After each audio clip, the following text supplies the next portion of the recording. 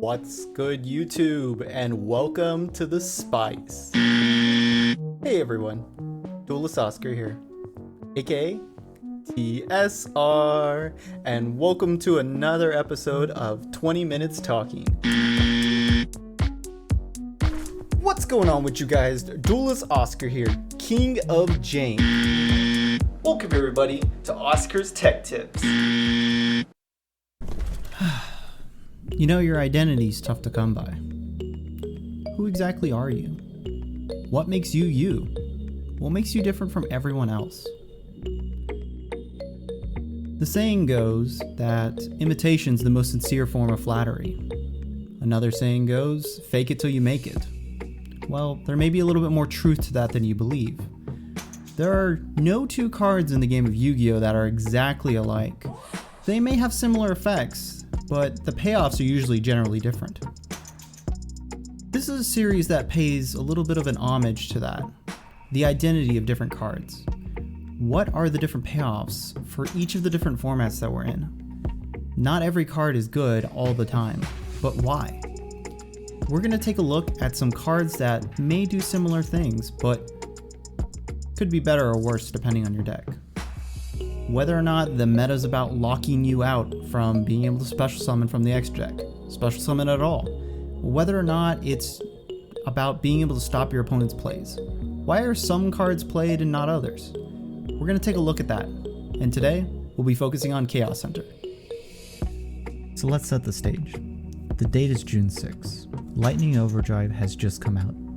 A couple of the biggest meta decks right now have just gotten a huge boost with some new additions. Dragon Link is still running amok. The July ban list is just looming.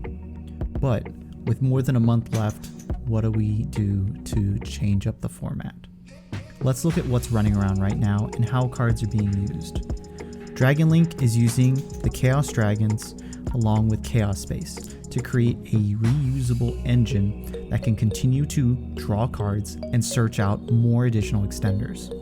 It's also running Chaos Dragon Levianeer to be able to destroy cards and rip cards out of your hand on the first turn.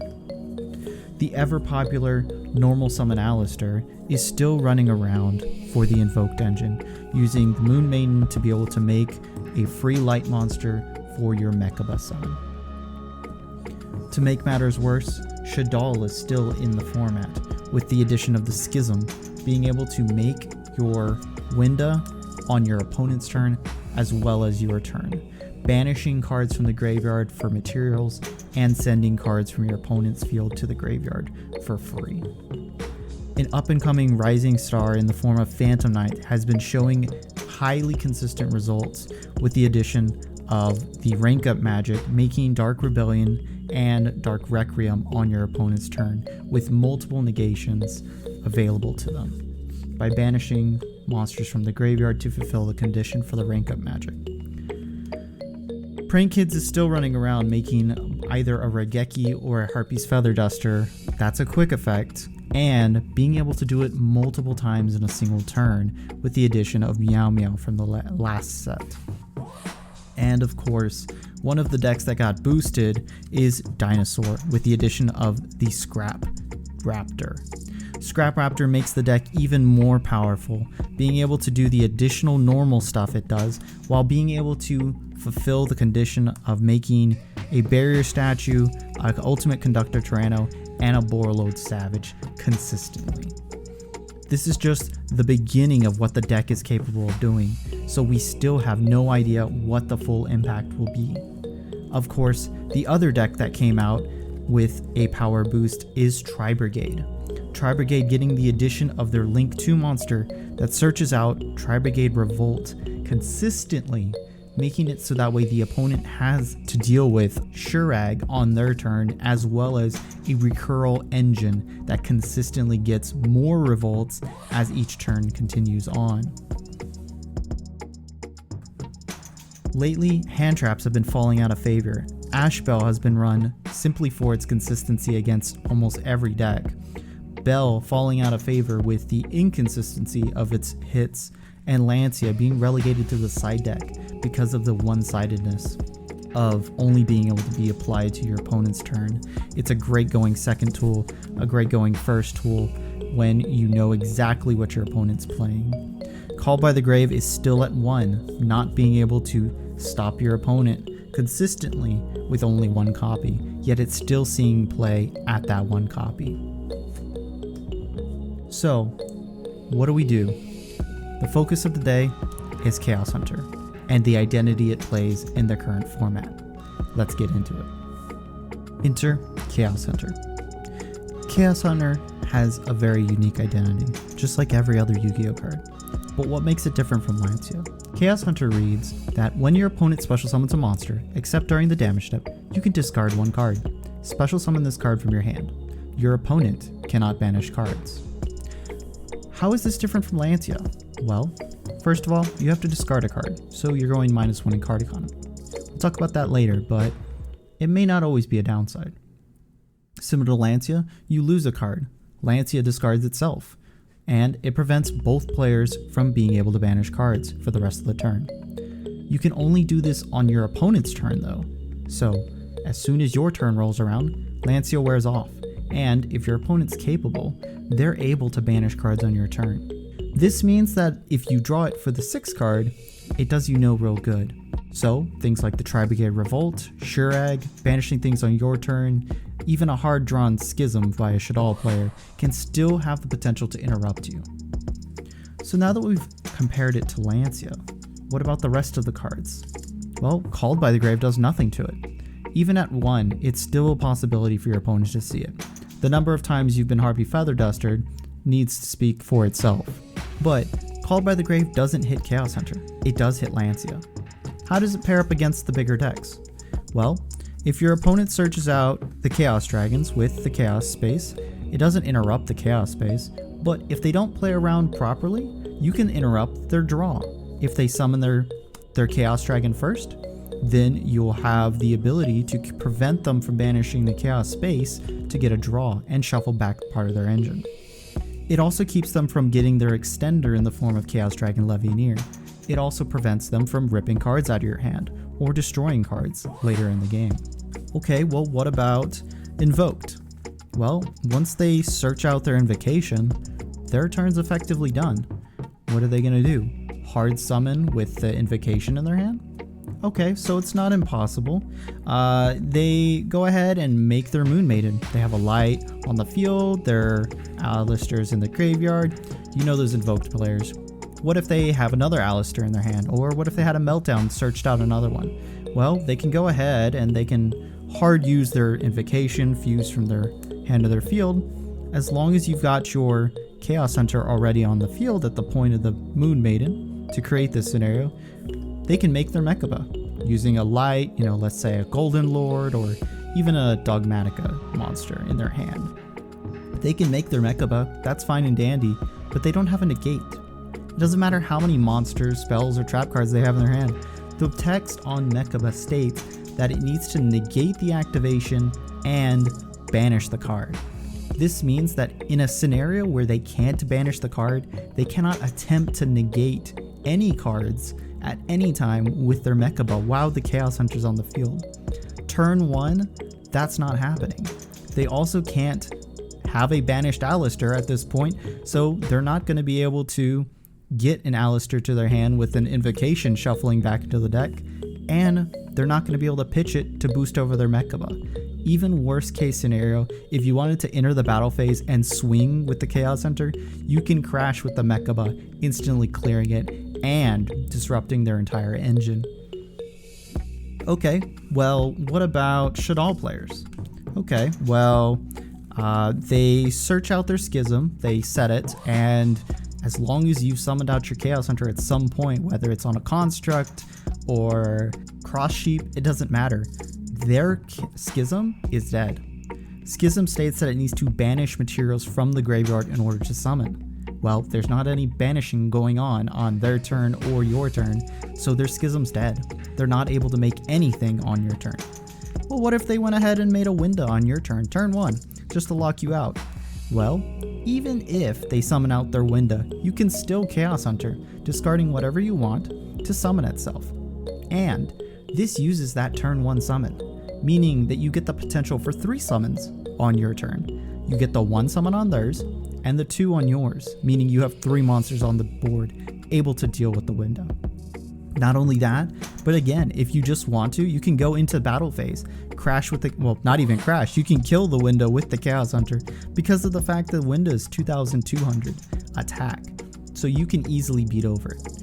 Worst case scenario, if they make a second window, oh no, you can still be able to put a monster on the board to be able to deal with it. You're still bigger than it, you can still do multiple things. Okay, well, what about Phantom Knights?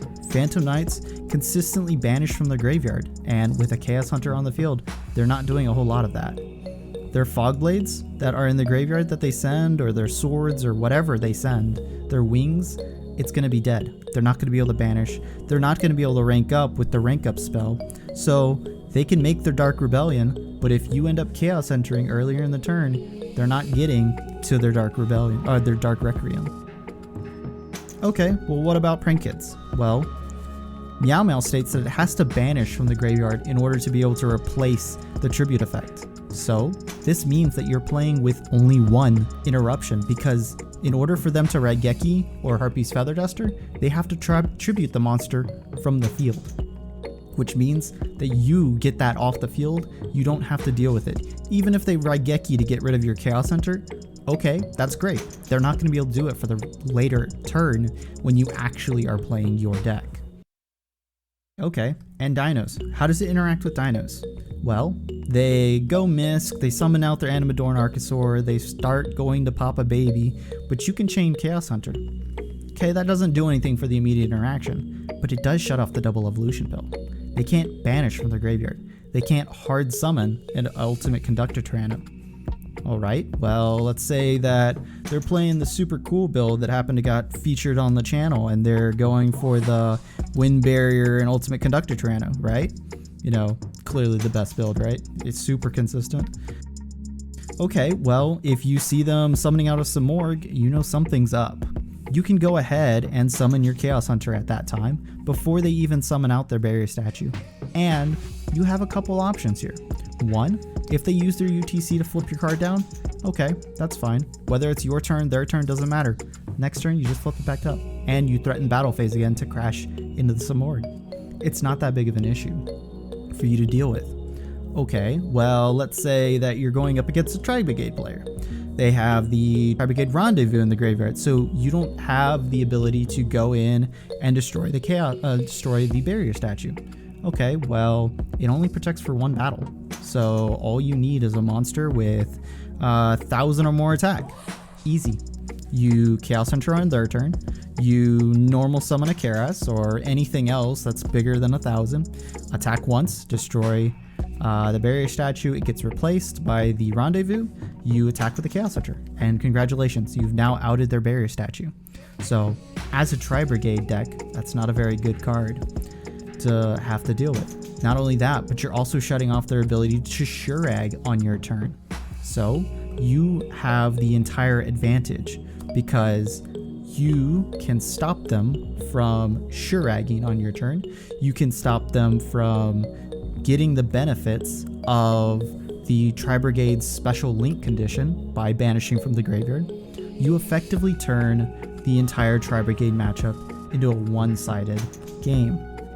Because what if you play Chaos Hunter in a Tri-Brigade deck? Chaos Hunter plus Tri-Brigade makes it so that way any of your 6 searching cards get your turn started, whether it's your turn going first or not. If your opponent decides to go first, and you have Chaos Hunter in your hand, plus 1 of the 6 that search, you can discard, interrupt their combo, interrupt their whole mechanic, and you can still do what Lancia prevents. You can still banish on their turn. It turns your revolts on, whereas Lancia would make your Shurags not be able to banish. You turn this entire match one-sidedly in your favor. And like I said, whether you go first or not, you're still able to pitch cards like Kit and Nerval from your hand turn 1, whether it's your turn or not. If your opponent special summons something, pitch either of these. They get you not only replacement in the form of getting to Nerval for a search, but they also fuel your graveyard for your turn. So that way you have more materials in the graveyard to banish to start steamrolling. Like I said, your Revolt gives you that resource game, which makes Tri-Brigade so powerful. It also makes it so that way you're the only one with real access to both of Shurag's effects. So it makes it a very simple matchup when you resolve the Chaos Hunter. Not only that, the Chaos Hunter isn't once per turn. Even if they negate your Chaos Hunter with something like a Savage Dragon, that's fine. As long as you have discard material, you can continue to attempt to summon Chaos Hunter, provided it meets the condition. So they can waste their Savage Dragon negate, and you can still be able to go off, generating your engine, continuing to go off, and eventually getting your Chaos Hunter on board to deal with whatever you need to. Okay, so I've been singing a lot of praises for Chaos Hunter, but what does it lose to? It's not in the meta for a current reason, and that reason is Dragoon. Dragoon is a hell of a card. We all know this. This isn't news to anyone. But Red Eyes Dragoon turn 1 makes Chaos Hunter a little irrelevant. Yes, it does make it so that way for the rest of the turn that the Chaos Hunter is live and the Red Eyes isn't. It makes it so that way they can't banish. But as soon as the Red Eyes Dragoon hits the field, two things. One, if you haven't resolved your Chaos Hunter, chances are it's not going to. It's going to get negated, it's going to get destroyed, and you're going to lose both the card in your hand that you used to discard it and the Chaos Hunter. Not only that, but if the Chaos Hunter hits the board, well, you're a little out of luck. You're going to end up having the monster destroyed, and you're going to take the 2,500 damage attack. It sucks, but it is what it is. We have to be realistic about these types of things. It also turns on Phantom Knights. It makes their Break Sword live, so that way they can get access to their rank 4s even easier. All they need is 2 level 3s to be able to make the Break Sword, and they can then destroy both cards. And now your Chaos Hunter's out of the picture, and they have the ability to bring back their rank 4s, or their level 4s. But it's not the end of the world, because there's still other decks that this still works against. Eldritch, for example, they can set up their board turn 1, and this doesn't do anything really on their turn 1, as opposed to every other deck that we've talked about so far. But if they summon out their Eldritch using one of the spells or traps that they have set, whether it's any of the elixirs, well, guess what? This turns on your Chaos Hunter on your turn, and makes it so that way they have a lot more difficult time playing. From that point on, once the cards are in their graveyard, whether you Twin Twisters or whether you you can't Lightning Storm, and you get those cards in the graveyard, it's over. Those cards that are now in the graveyard are stuck there because Chaos Hunter prevents them from banishing on your turn and theirs. So once they've gone ahead and used everything, well, they're stuck. They're out of resources, which is a very difficult position for an Eldritch deck to be in. This Chaos Hunter is a unique card. It's different than anything else out there. It has a unique identity all of its own, and whether or not it gets recognized for that uniqueness is all up to you and your creativity. So I want to thank you all for joining us on this first episode of Card Critique. Thanks for watching.